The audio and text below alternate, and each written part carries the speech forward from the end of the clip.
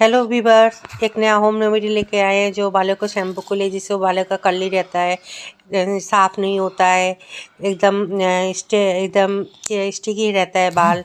उससे क्या करना पड़ेगा आपको? शैम्पू करने के पहले एक दिन पहले खली सरसों की खली ले लीजिए, ये थोड़ा सा भिजा दीजिए और चावल भी थोड़ा सा भिजा दीजिए।